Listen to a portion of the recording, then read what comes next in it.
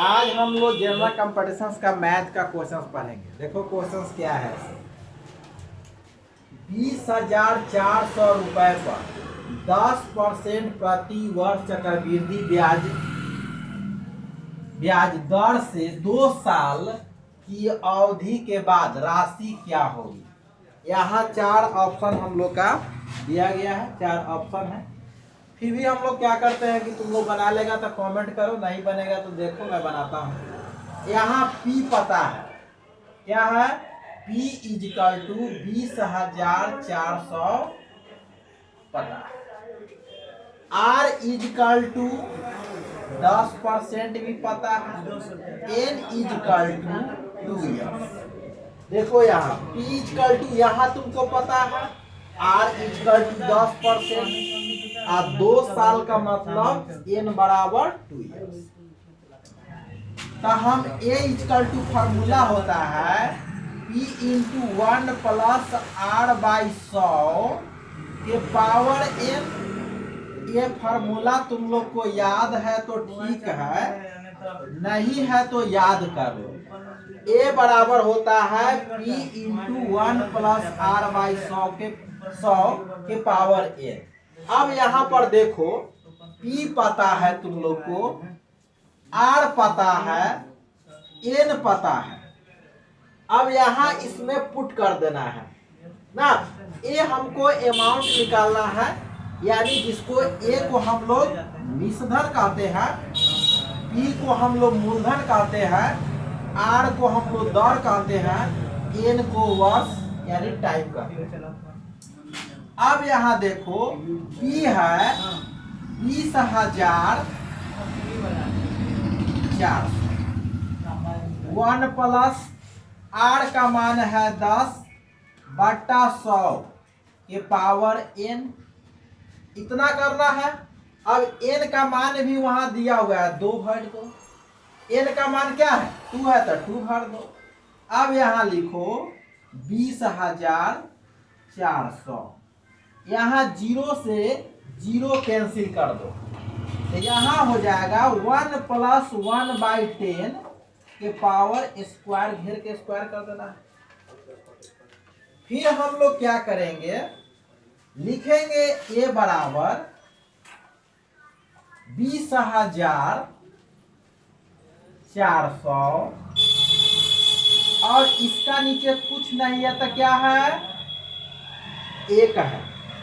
और 1 और 10 का एलसीएम लेते हैं तो क्या होता है 10 ही आएगा। 1 और 10 का एलसीएम लिए 10 आ गया। 10 में 1 से भाग करेंगे 10 आएगा, 10 से 1 में गुना करेंगे 10 हो जाएगा, प्लस 10 से 10 में भाग करेंगे 1 आएगा, 1 से 1 में गुना करेंगे 1 हो जाएगा। पावर जैसे था 2 उस तरह से।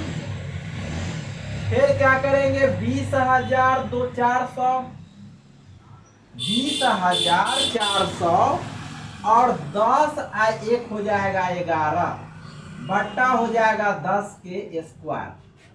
अब यहाँ पर हो गया 20,400 गुना 11 बट्टा 10 गुना 11 बट्टा 10, ठीक है।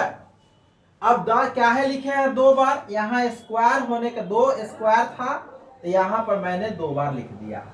अब 1 0 से 1 0, 1 0 से 1 0 बचा यहाँ पर हम लोग का 20,000, यानी अब बच गया 204, यानी 0 से कट गया तब बच गया 204 गुना 11 गुना 11।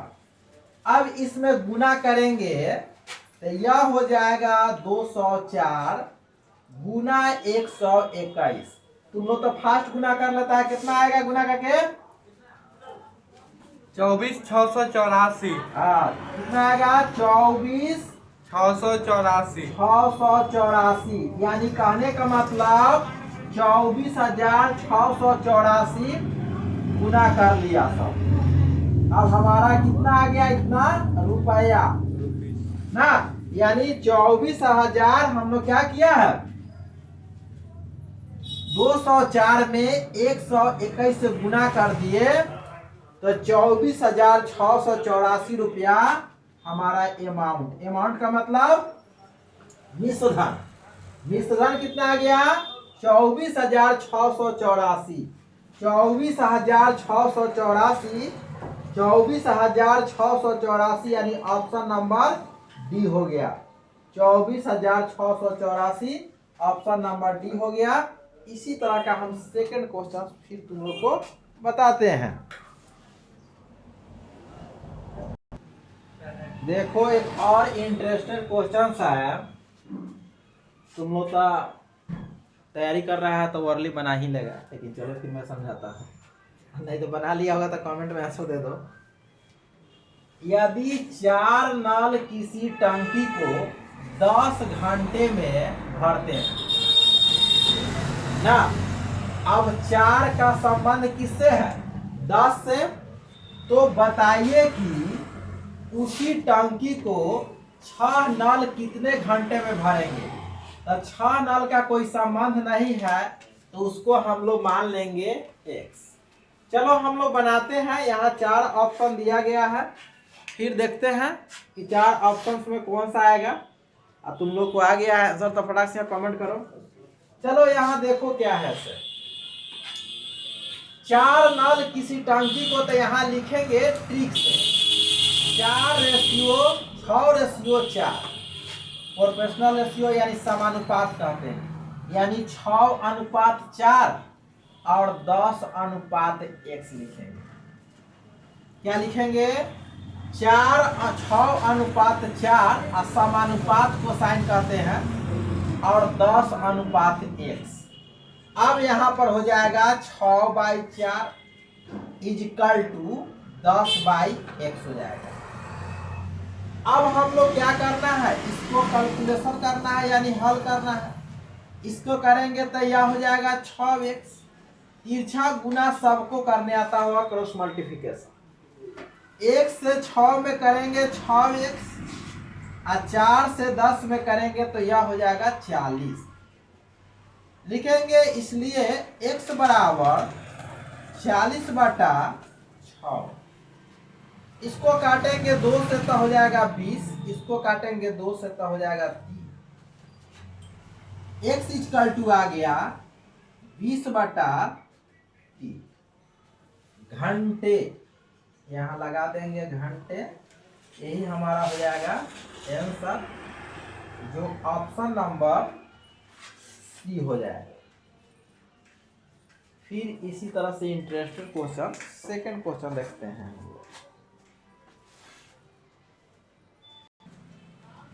एक क्वेश्चन सा है।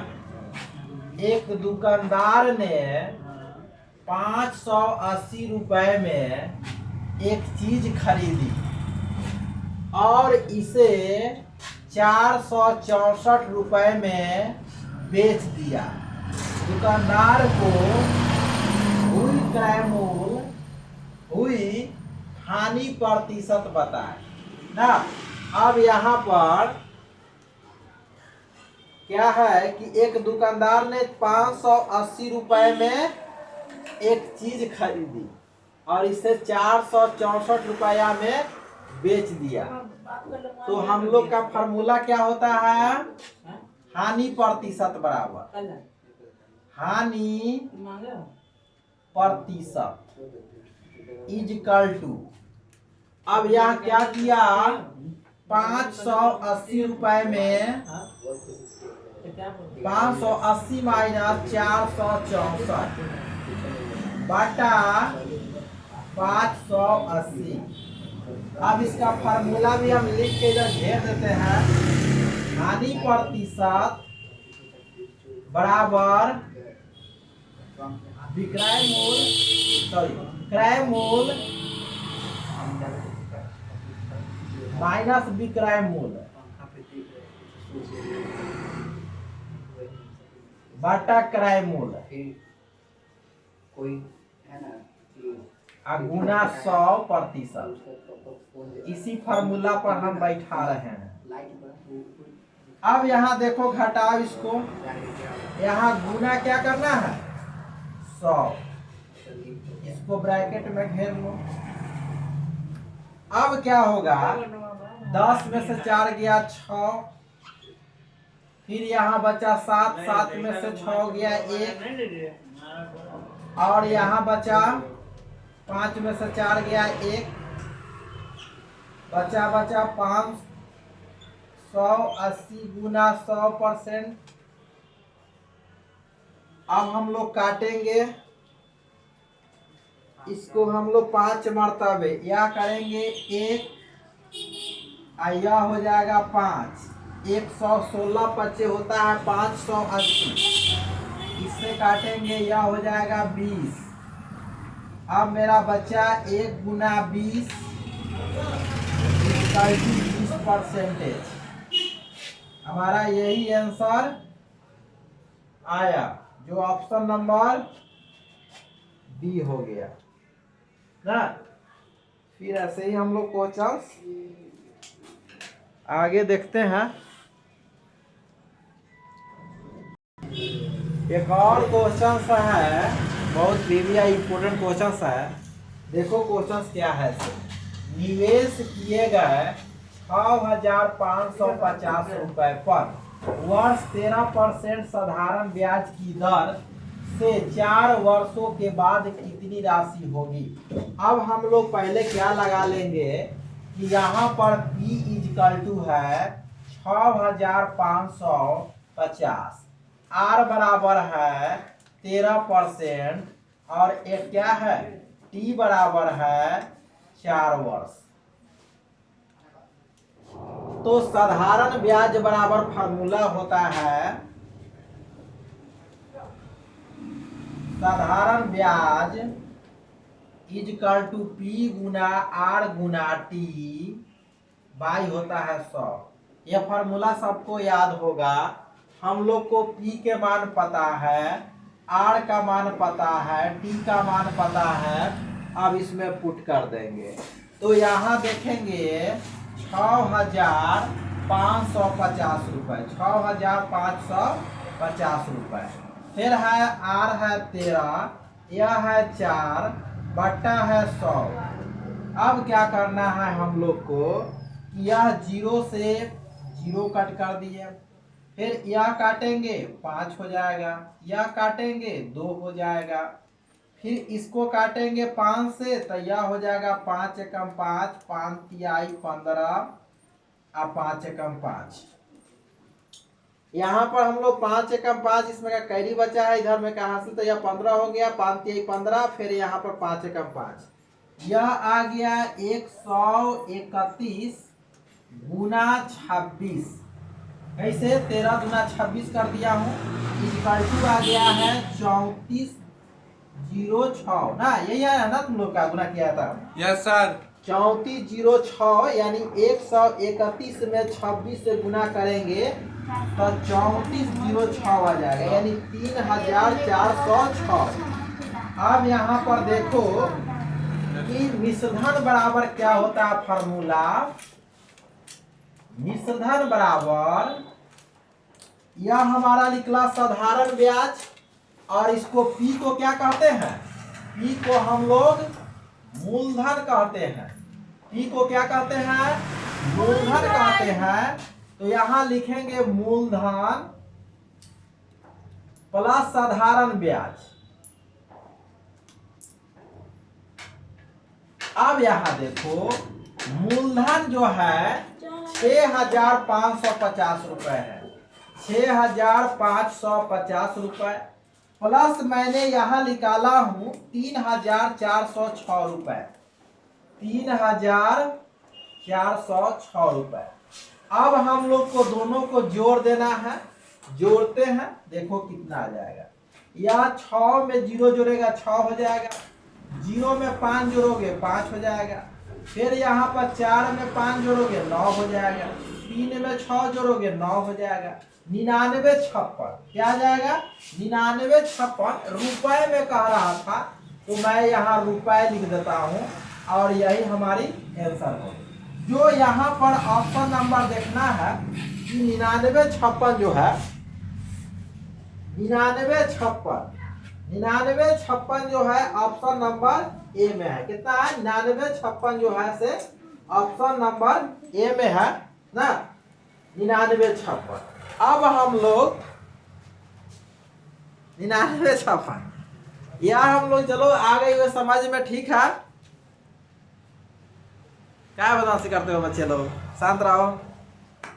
अब यहाँ पर आकाश कोचिंग में एसएससी बैंकिंग रेलवे का बैच स्टार्ट है। आकाश कोचिंग बीबीगंज मुजफ्फरपुर में है। यहाँ का मोबाइल नंबर है 8292545869 पर कॉल करो ना।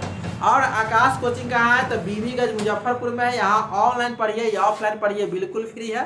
तो लाइक सब्सक्राइब शेयर करना ना भूलें। और जो गरीब बच्चे हैं, दूर के हैं, नहीं आने में समर्थ हैं या आ सकते हैं तो आ सकते हैं, नहीं आने में है तो ऑनलाइन पढ़िए ना। और जो भी गवर्नमेंट जॉब की तैयारी करते हैं मन से कीजिए, टाइम टेबल के अकॉर्डिंग कीजिए, टाइम टेबल रखिए अच्छे से। और आप फिर मिलते हैं नेक्स्ट वीडियो में, तब तक लेके बच्चे को पीठ